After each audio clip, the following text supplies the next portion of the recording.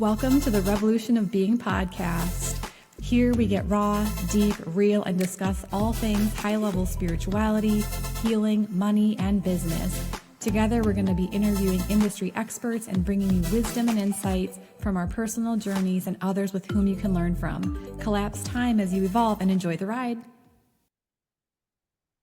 All right, welcome back to episode 2 of our podcast here. So we're going to jump in and talk even further about triggers. Last week we spoke on the impact of triggers, but we want to dive in a little bit deeper to specifically shadow work and how that pertains to triggers, but also is such a very important part of the spiritual growth process. Yeah. So I don't know. Are you feeling triggered lately, Ange? Oh God, yeah. Like crazy. It's like every day is a roller coaster ride. It's Yeah, wild.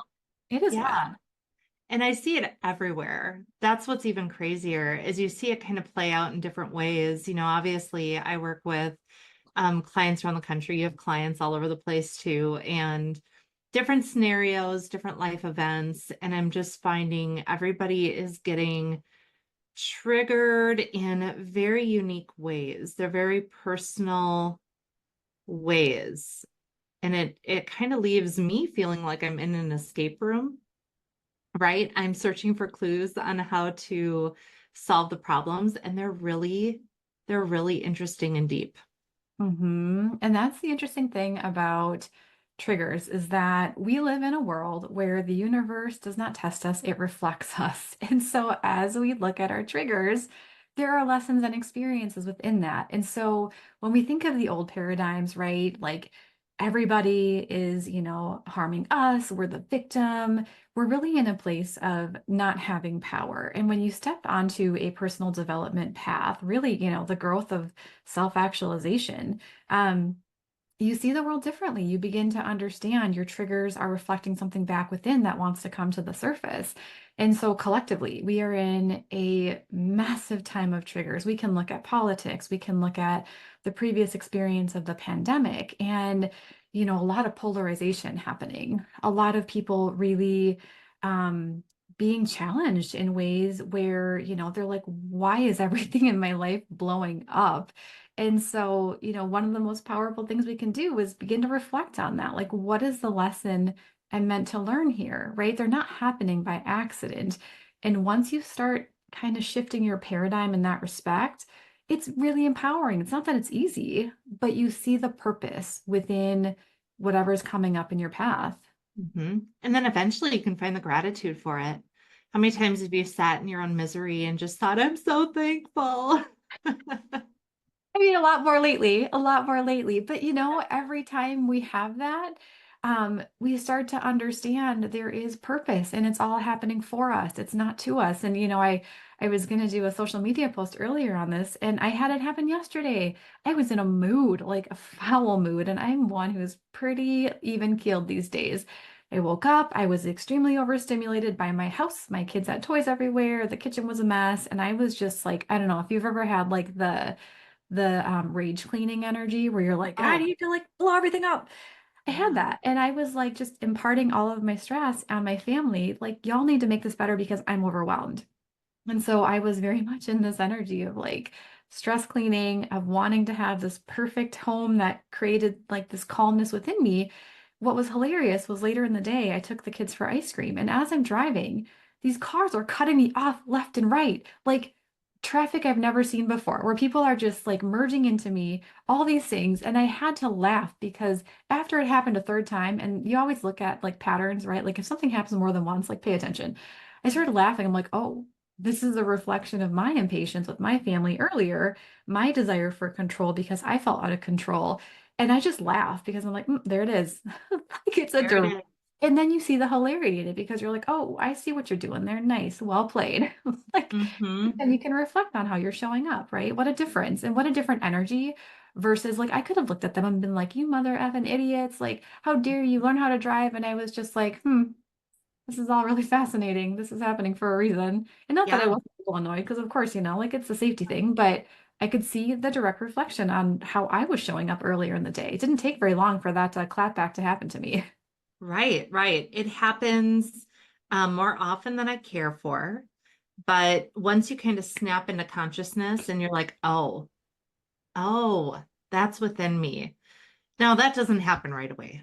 Not always, right? Sometimes we sit in that, we stew in the trigger and we let it kind of direct us. But then the idea is that we want to have some kind of self-reflection and try to figure out what it is within us that we're needing to do. So what's interesting is I think you and I both were encountering a lot of information over the weekend about shadow work and the importance of coming back to ourselves, which was such a great segue from our earlier conversation on triggers.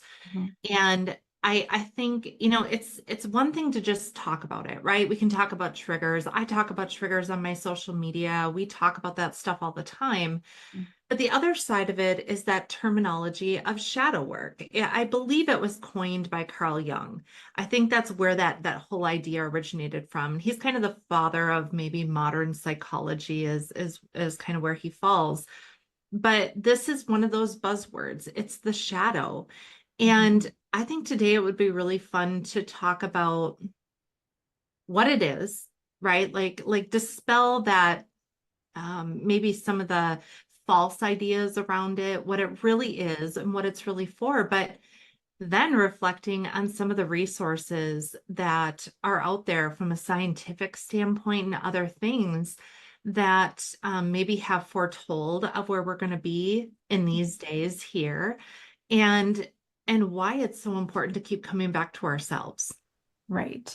And you're spot on. And really, when we talk about like what shadow work is and where it originates, this all goes back to what we spoke on last week, where it's really that deep inner child wounding. Okay. Like when we are born, we don't recognize that we're somehow separate now, right? We come from the collective, from spirit, whatever you want to believe before we come here. And as little babies, we still believe that we are a part of the all that is. We don't yet have a recognition of separation. And in the process of our growth at a little age, we begin to see when our mother, starts to leave us for work or wherever they go. When we start to see, like, oh, I have hands, I have feet, it's separate from mom's hands and feet. We begin to understand that we are dividing essentially from what we thought was this collective experience. And within that, we have some primal survival experiences that we have, like we need to belong, or we will, in our mind, as little children, we will die, and that goes back to the caveman days where if we weren't a part of a tribe, we would probably be eaten by a tiger. So at a very young age, a primal need we have is to fit in and to be a part of a community. And part of that means how does our community operate, right? Like if our community is one where we follow a certain faith, then we're going to be cast as an outsider if we don't go along with that, if that experience of our family. And so within that, at a little age, we develop all these different beliefs and perceptions about how life is. Within that as well, we develop wounding from that. We start to believe these beliefs about maybe we're not worthy enough, we're not good enough. Our family grew up, in a trailer, and thereby we're only worthy of a certain level of money. There's all these different beliefs we have. So when we talk about shadows, that's it. It's those little wounded aspects of ourself who came in these perfect little canvases ready to be painted on, but then like the painting got messy and the painting started to look not so great. And then we're trying to, as an adult, reconcile all those beliefs that really aren't the truth of who we are, these infinite creators. And so the idea of shadow work is simply what are the beliefs that I've adopted that don't serve me? What are the ways that I present and push judgment that maybe aren't accurate? They were a lens that I had because it was some kind of a survival-based need. So that's really kind of the origination. And some people call it our ego. That Mhm. survival-based thing. And despite what people will say in the spiritual communities, our ego is not a bad thing. It's about integrating it, though, into the larger of who we are. And so that's really kind of what we speak on when we talk about what shadows are. hmm Yeah, they're the things that are kind of operating in the background. Mhm. And one of the ways that I heard it talked about was a shadow is the dark place where we don't know. That's the dark place we don't know. And that's what makes it challenging. And ultimately, when we get through it, that's why the reward is so big because this is the programming running in the background. Hmm. And I just had a really interesting experience with you, right? Hmm. And you did some child regression work with me. And where I went back to, it was just completely bizarre to me that that's where I was going back. I mean, I was like two, right? And um, in that moment seemed maybe a little less impactful than some of the other childhood memories I have, but it was the root of so much. And so knowing that through different modalities, that's the shadow. Right. That's the stuff living in there. And it manifests then over time. You think of a memory from being 2 years old, and that kind of I think what it boiled down to is I could die, Hmm. right? It was a survival thing, and it was like abandonment, I could die. And Hmm. that transcended through my entire life in different ways. So Hmm. that's the shadow we're talking about. It's not necessarily a bad trait within you, which I think that's the maybe my very beginning understandings of it when I heard people talking about shadow work. I always thought it was like the bad parts. Does that make sense? Like our lesser qualities. And that's again, we're in that polarity mindset of like we have good and we have bad. But what we're saying is it's about integrating all these pieces of ourself, because if we're abandoning any of it, we're not whole. Right. And all those parts serve a purpose. When I talk with my clients about this as well, those are parts that have served a purpose for survival. And one of the questions I commonly get, and I'm sure you do as well, is, well, how do I know those parts of me, right? If they're blind spots, I can't consciously be aware of because they're rooted in the subconscious. How do I know? The thing is, your external is a reflection of it. So you begin to get clues from, the way you think about money, the way you believe relationships are to be. If you think it's hard to have relationships or keep relationships, that's a subconscious belief. Um, if you think you're only worthy of a certain job in your life, that's also subconscious. So there are clues within the external. And, the work I do with my clients, as you experience as well, is regression based. So oftentimes it's really helpful to have a trained person get into your subconscious if you trust them, right? Like get into your subconscious and help understand where those things come from, even anxiety. How many people don't have anxiety these days? That's a subconsciously rooted thing. At some point in your life, most often you didn't feel safe about something. And so when you can begin to understand, it allows you to alchemize essentially that, right? And so it's not that we have to understand every single shadow, because sometimes like one memory leads to a billion different beliefs. So when we kind of understand, okay, that's what happened to my little child. I'm safe now. And you can begin to integrate that. And when you recognize that trigger coming up, being like, oh, yep, that was the time when I felt abandoned when I was little. I'm safe now. You can Mhm. begin to consciously shift that, as well as subconsciously with the work of, whether hypnosis or meditation or prayer, you can begin to kind of energetically change some of those things. And it's in spite of what people may tell you, this is a lifelong process, okay? You don't just like unpack all your shadows over the course of a week or a year. You're constantly having different layers. They say layers of the onion, coming to surface to be healed, to be recognized, acknowledged, and moved through. Yeah, and we have a choice, right? We have a choice. And now it's not really a choice of we get to ignore it and life goes on in a wonderful way, or we can address it, whatever.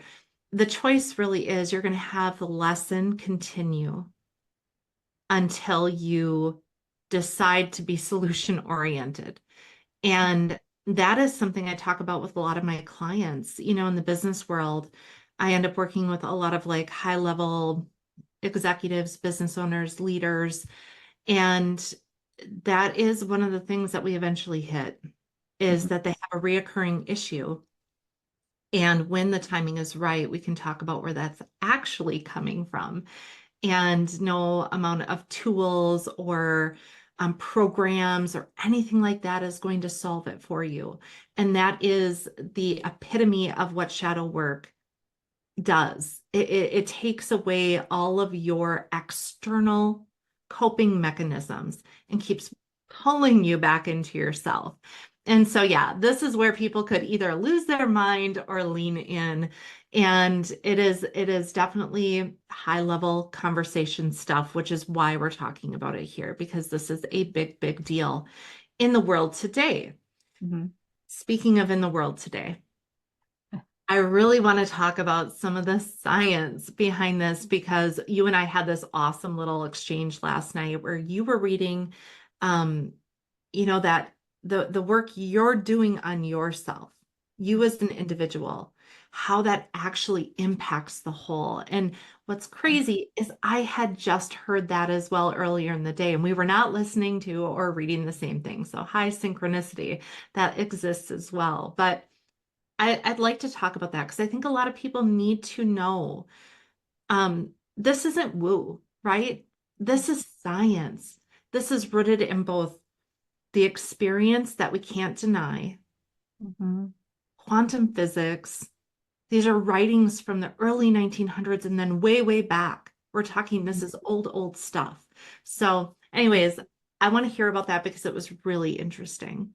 Yeah, I mean, you're spot on. These are things that science is now catching up with things our ancestors have known for thousands, if not millions of years. And it's really the interconnected nature of all humanity, actually all things. Everything has energy, everything has consciousness. The grass outside, has consciousness. The trees communicate to other trees in times of not having enough water, and they kind of communicate on how to keep themselves hydrated to not die. Like there's this intercommunication that we've lost track of in modern time. And again, science is now being able to say, oh, yeah, that's actually legit. We've figured out how to quantify that.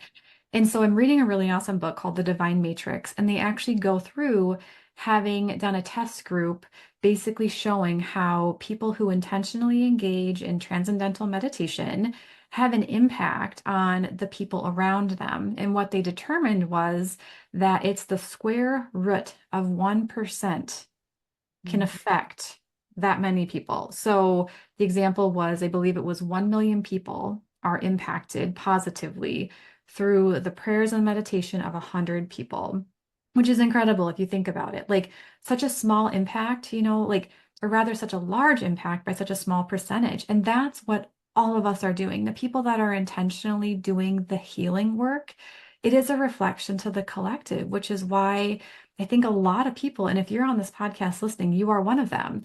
If you're feeling that urge to do the deep healing work and to really look at this stuff and something within what we're saying resonates, you're one of them. You're one of the ones who are being called to heal those aspects in you because it does have an impact on the greater of humanity. And that's how we make change, and it's I think is it the Gandhi quote, be the change you wish to see in this world. It starts within, yet we think and believe that we can like argue someone into believing, a perspective that we have or a political view we have. And it's like none of that matters. It's about how we show up. The way we show up is what has the most profound impact. And so, yeah, there's a lot of science behind actually quantifying and showing the legitimacy of why all of this is so valuable and needs to be mainstream knowledge, right? Because, and let's just take the opposite. Let's say you're a very vengeful person who's on a rampage. That has a negative impact on those around you too. Just like my family could sense my stinky energy yesterday, they were all vibing off of it. It wasn't fun for them because I was in a mood. Like energy is contagious, right? So we can use it as much for good as we can to kind of keep us stuck in that negative polarity. Yeah. And, just I think it needs to be said. We're not talking about any specific religion, but if you look at the timelines and the doctrine of a lot of religions, it comes down to what? Prayer, meditation, sitting in intentions, things like that. You can call it whatever you want, but energy is energy. This Mhm. is energy impacting energy. That's what this is. And then energy impacting matter, Yes. how it works. That's quantum physics. So there's an actual whole conglomerate of science here. And we were talking about this a little bit too. Just going to give Joe Dispenza a little plug here. Breaking the habit of being yourself. There was a really cool scientific experiment that was done in July of 2000. And I'm not going to read you the whole thing, but basically, there were people who were sick in the late 80s, early 90s. They were hospitalized. And so we're talking about something that happened in another time in the past. In the 2000s, they brought people in to pray for those people, and they did a placebo group, and they did the actual people. So they gave people in the 2000s names of people to pray for in the 80s and 90s. They didn't know these people were already sick, but the prayers of the current people in the 2000s impacted the cases in the 80s and 90s. So the prayer groups actually had a higher rate of recovery. And it was substantial. It was substantial enough to be considered a valued experiment. So if you ever get a chance to get this book, if you haven't gotten it, you can read about it in there. But that is what we're talking about. Energy is so important in the scheme of everything, which is why when you go to yourself and you do that work, you are healing your past Mm-hmm. and your future. And Yeah. that's going to impact so many other beings because we're all interconnected. We are Mm-hmm. not separate as we were led to believe in this world, right? Yeah, So, absolutely. And it goes yeah. on to expand upon that study. It was, I believe, a double blind. So the people that were the names were given, they had no idea of the outcome, whether positive or negative, and how these people were split up. So it really was a pretty foolproof study in terms of, one may be like, well, they were maybe already better, they knew, but the way it was conducted was very well done, in which you can't like make that stuff up. And it really is powerful because everything is energy, and everything has an energetic frequency to it, right? Like when we talk about the vibrational scales of frequency, which David Hawkins talks about in a lot of his books, Power versus Force, Letting Go, The Pathway of Surrender, that our emotions also contain frequencies. And I guarantee if you thought about it, you could imagine a time where you walked into a room and you just felt like something was off. You maybe sensed that there was a fight that happened there or something, or you just knew people were acting kind of strange. That's all energy. We are all energetic beings. It's not because you're psychic or not psychic. Like all of us have those abilities to sense that. Just like I have plenty of friends who have said over the years, I don't know why, but animals just like love me. Little kids always smile at me because they sense the purity of that energy. They sense it's a safe person. And again, if you're on this podcast, you're probably one of them where people just open up to you for whatever reason because they feel energetically safe.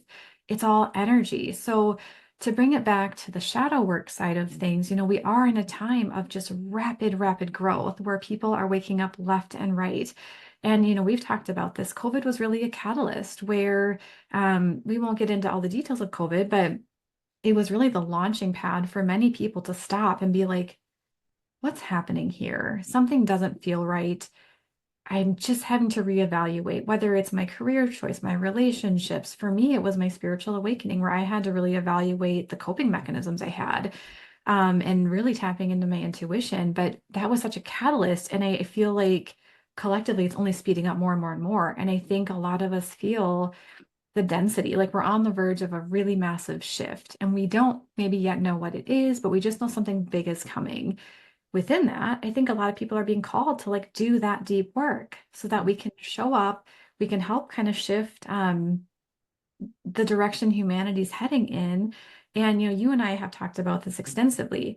We don't get into fear about this. We know that everything is unfolding as it's meant to for the highest good of all. And again, we can take politics, whether we see this side win or this side win or something unexpected, it doesn't matter. It's unfolding exactly as it's meant to, because people are really putting in the work. So the fear mongering around, anything that could be construed as negative or scary is ultimately happening for us, for our ascension, for our growth. And it's really squeezing a lot of people, especially the financial markets are really creating a lot of fear in people. Those are some deep shadows that, you and I have both talked about having. So it's like we're all being encouraged to look within.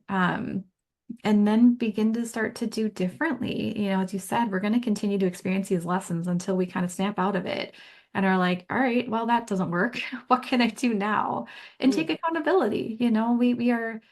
We are these creative beings, and the most powerful thing we have is choice. We have choice in every situation as far as at least how we show up and how we choose to present ourselves. We may Right. not be able to affect the externals, but we always can impact how we show up.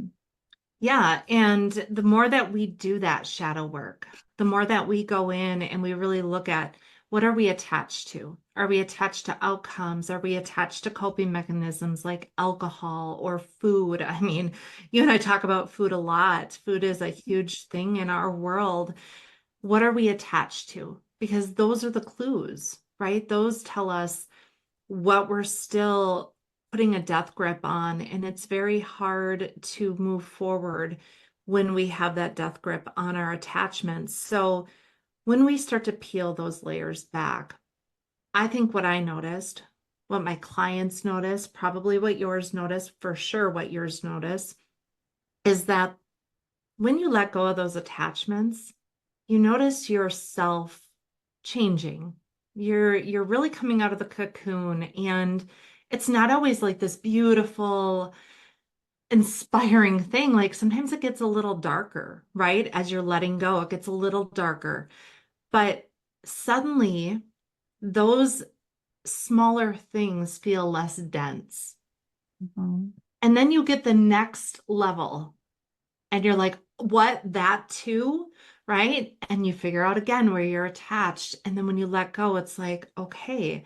And there's this radical acceptance that follows, but you keep leveling up. You had said earlier, there isn't like an end spot, right? The journey really is the destination. I say that a lot because the more you release, the more you work on it, the higher you're going to go, but the greater that shadow work is going to be.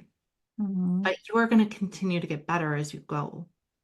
And more of your days are going to feel centered. And that is moving your energy from a low vibration state of fear or shame and guilt, which is low.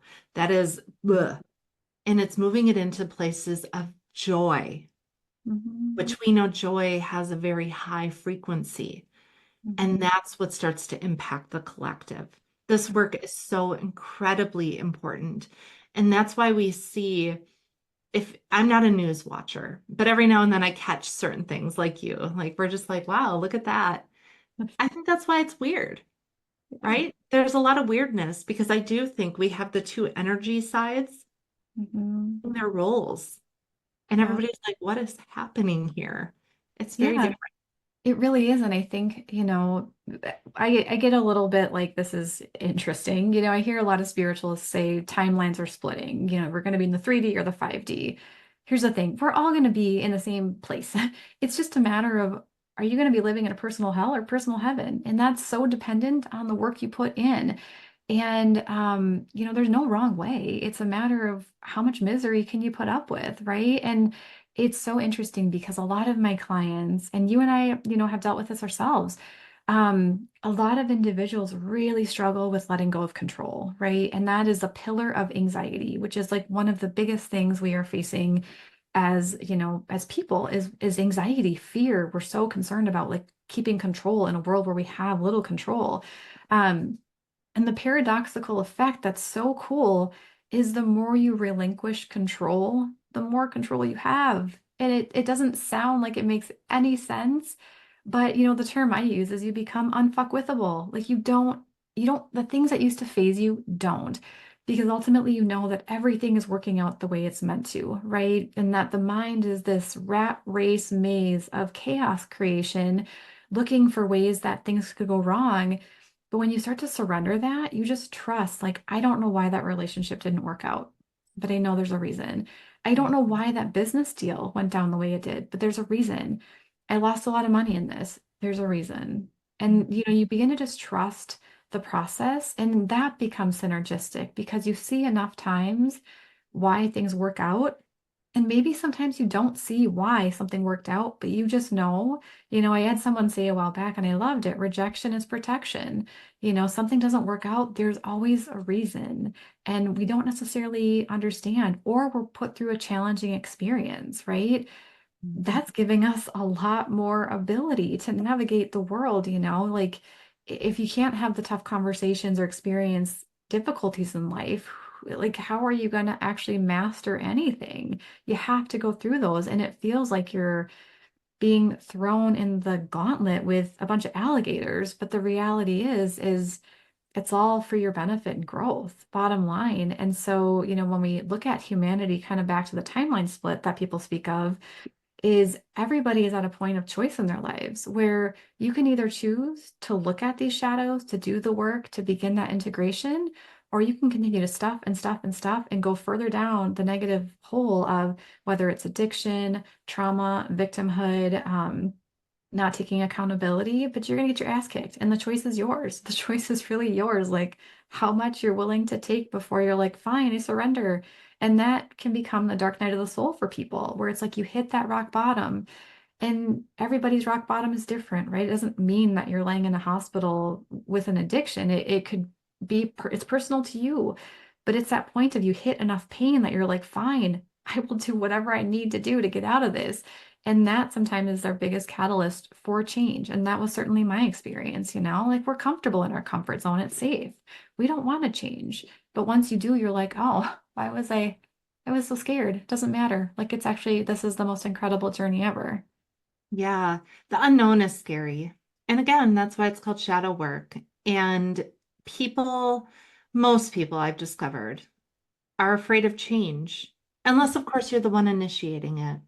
But you'll notice that when you start to change, when you start to work with your shadow, that people will come up and they will perhaps not support you.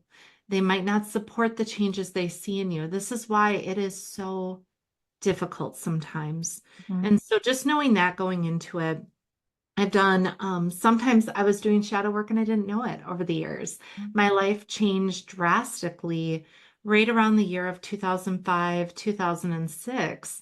And I would say for the following 5 to 10 years, I made such drastic changes in who I was, what I did, how I looked. And at times people were like, I should have an intervention for you, and for me, that was very confusing because I'm like, what? I'm so much healthier, though. I'm so much happier. But people are very threatened by that because you're Mhm. triggering their shadow. So it's, this is for those souls that are ready to truly come through the other side and find the freedom that lives on the other side of their shadow. And then knowing they will always have a shadow there to research and undo. It's such a beautiful journey, Angie. And what a hugely, massively important topic to Mhm. talk to people about. Yeah. And I mean, you hit the nail on the head, and that is something I see with everybody on a spiritual awakening path. You feel like you're crazy, and people are going to make you feel crazy because you are changing so rapidly. And, the person I was even a year ago is a 180-degree difference. Like I'm a vastly different person. And that change is happening so rapidly for a lot of the people that are doing the work right now. And that's not that you can't stagnate and get stuck, for sure, we do. Um, but people on the outside don't understand what's happening. And as you said, it threatens something within them that is resonating with that. Like maybe I need to look at, when I quit drinking alcohol in 2020, it was very triggering for my husband. Something within him was triggered because I was making this initiative, because the things that I enjoyed, I no longer cared about. The thing, it was really evolving into a very different experience for us, and our dynamic changed. The Friday night charcuterie boards and wine no longer happened. And so our relationship was shifting, and that threatened something within him. And then I think it was maybe, I don't know, 6 months or a year later, he really kind of quit alcohol. He's like, well, first of all, it's not fun because you're not drinking. But second of all, like, I feel much better. And I'm like, cool. And it really helped our relationship. So, be the pioneer who's doing the work if you're feeling compelled, because you never know the influence that you're having on people. It piques something in them.